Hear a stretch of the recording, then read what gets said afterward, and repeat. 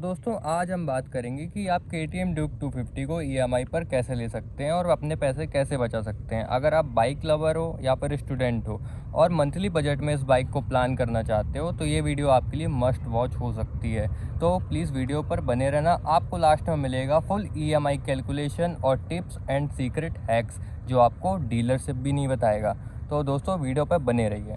तो दोस्तों अगर हम बात करते हैं इस बाइक के ऑन रोड प्राइस की तो 2,90,000 रुपये ये जबलपुर शहर पे मेरे को ऑन रोड पड़ जाती है। और ये प्राइस अकॉर्डिंग टू सिटी ऊपर नीचे हो सकता है क्योंकि आरटी और इंश्योरेंस के प्राइजेस अलग अलग होते हैं, क्योंकि टैक्स अलग अलग होता है हर राज्य में।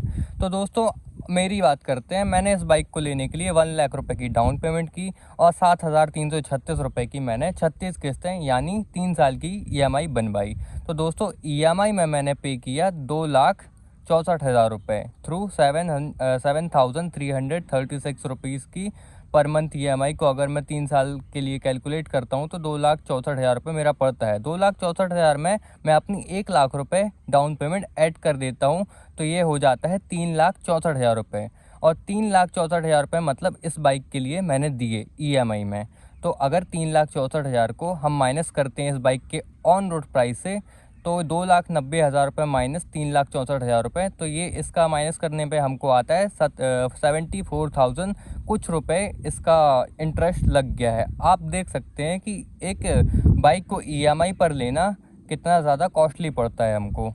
तो दोस्तों ये चीज़ें मैंने आपको 1,00,000 डाउन पेमेंट के हिसाब से बताई। तो अब मैं आपको बताऊंगा कि अगर एक मिडिल क्लास बंदा इस बाइक को लेता है और नॉर्मली हम देखते हैं कि एक नॉर्मल एवरेज इंसान है वो 50,000 रुपये डाउन पेमेंट कर सकता है, तो हम 50,000 के एवरेज को लेके चलते हैं और इसके कैलकुलेशन को देखते हैं। तो दोस्तों अगर आप 50,000 रुपये इसकी डाउन पेमेंट करते हैं तो 50,000 रुपये में अगर आप 3 साल की किस्त बनवाते हैं तो आपको पर मंथ की EMI पड़ेगी 8,900 रुपये 3 साल के लिए। तो दोस्तों ये मैंने 3 साल का बताया। अब आगे बात करते हैं 2 साल के लिए। अगर आप 50,000 डाउन पेमेंट करते हैं और 2 साल की EMI बनवाते हैं तो आपको 12,500 रुपये मंथली EMI बनेगी।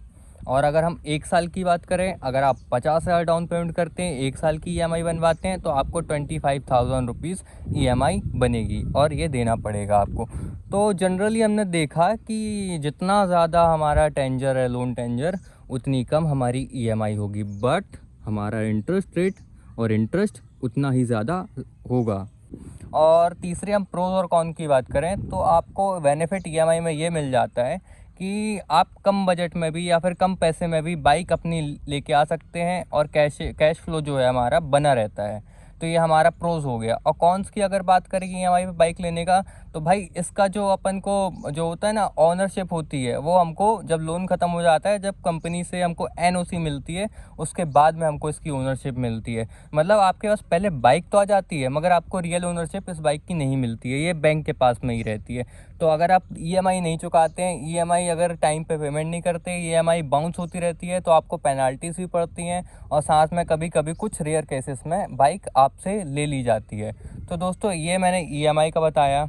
और साथ में कुछ नोटिसेबल पॉइंट होते हैं, जैसे कि आपको जब आपका एग्रीमेंट होता है लोन वाला, जो आप बाइक लोन पे लेते EMI बनवाते हैं तो आपको हर बैंक का इंटरेस्ट रेट कंपेयर करना है।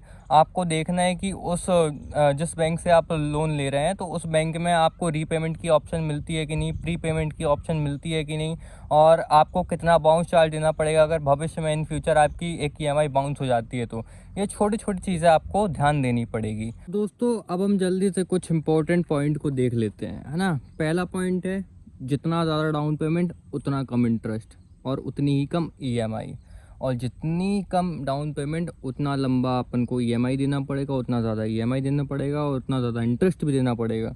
तो ये मेजर पॉइंट है। सेकंड चीज़, रीपेमेंट चेक करो कि आपको प्री पेमेंट का ऑप्शन मिलता है कि नहीं। प्री पेमेंट मीन्स होता है कि अपने पास अगर भविष्य में पैसा आता है, अपन ने 1,50,000 इकट्ठा दे दिया तो उसमें अपना इंटरेस्ट बच जाता है, ये ऑप्शन चेक करो है कि नहीं। जब लोन एग्रीमेंट होता है तब पूरा एग्रीमेंट पढ़ो कि उसमें कुछ ऐसी चीज़ें तो नहीं है जो आपको इन फ्यूचर में ऑब्स्टिकल्स लगे या फिर कुछ आपको प्रॉब्लम क्रिएट हो जाए।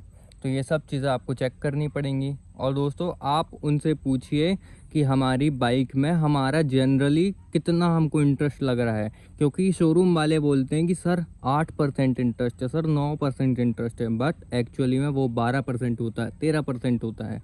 तो ये चीज़ आपको खुद से कैलकुलेशन करके देखनी पड़ेगी और ईएमआई कैलकुलेटर यूज़ करो। और ईएमआई कैलकुलेटर यूज़ करने का फ़ायदा ये होता है कि आपको मोटा मोटा एक अंदाज़ा लग जाता है कि हाँ भाई मेरे भाई अपन को ना इससे ज़्यादा अपन को इंटरेस्ट नहीं देना है, क्योंकि ये बैंक अपन से ले ही नहीं रही है इतना इंटरेस्ट, क्योंकि अपन को डीलरशिप चूतिया बना देता है। ये सब चीज़ आपको देखनी पड़ेगी। और प्रो टिप की अगर बात करूँ तो भाई जितना ज़्यादा डाउन पेमेंट करोगे ना मेरे भाई, उतना कम आपका ईएमआई होगा और उतना कम आपका इंटरेस्ट भी होगा। और जितना कम ही डाउन पेमेंट करोगे उतना ज़्यादा ईएमआई भी होगा और उतना ज़्यादा इंटरेस्ट भी होगा। अगर आप टेंजर बढ़ाते हो, लोन टेंजर कि अगर 3 साल का लोन ले लिया, 4 साल का लोन ले लिया, तो आपका इंटरेस्ट तो ज़्यादा लगेगा, मगर जो आपकी ईएमआई बनेगी ना वो बहुत कम बनेगी। और तो मेरे को लगता है आप समझ गए होगे। और तीसरी चीज़ अगर बात करें तो आप अगर बाइक लेना चाहते हैं ईएमआई पे, तो 2-3 बैंक को आप कंपेयर कर लीजिए किस बैंक में आपको इंटरेस्ट कम लग रहा है, और ये सब चीज़ें आप देख लीजिए। मतलब ये बाइक लेना लोन पे, मेरे हिसाब से भाई 70% बाइक जो है अपनी ईएमआई पे ही है, ईएमआई पे ही लोग लेते हैं।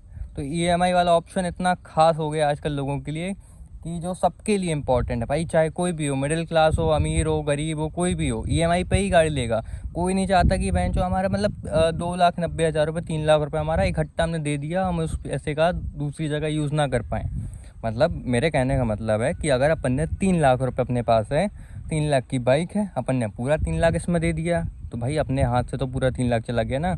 वहीं अपन इसको ईएमआई पे लेते हैं तो अपन को 1 लाख देना पड़ा, अपन 2 लाख रुपये अपन किसी भी कहीं और जगह पे इंटरेस्ट कर दिया, तो उसमें से आपको इंटरेस्ट मिलेगा, ना कि इंटरेस्ट देना पड़ेगा। तो भाई सिंपल सा है, अगर आपने वो 2 लाख रुपये कहीं 10-12% के इंटरेस्ट में आपको मिल रहा है, कहीं अच्छी जगह लगा दिया, और यहाँ पे आप 7-8% इंटरेस्ट दे रहे हैं, तो भी आपको 2-3% का फ़ायदा ही है। तो भाई ये दिमाग का खेल है, आपको ध्यान देनी पड़ेगी ये सब चीज़ें। ईएमआई में लेने के लिए बहुत अच्छा ऑप्शन मैंने आपको बता दिया है। अब मैं सोचता हूँ कि आपको समझ में आ गया होगा भाई, बहुत इजी शब्दों में समझाया है। तो लास्ट में अपन बात करेंगे इस बाइक से रिलेटेड या अदर बाइक से रिलेटेड। आपको ईएमआई ऑप्शन जानने हो कि कितनी ईएमआई पड़ेगी, क्या कैसा पड़ेगा, तो आप मेरे चैनल को सब्सक्राइब कर लीजिए। और भाई कोई भी वीडियो आपको चाहिए प्लीज़ कमेंट सेक्शन में ना लिख दो, मैं आपको हर टाइप की वीडियो बना के दे दूँगा बाइक से रिलेटेड।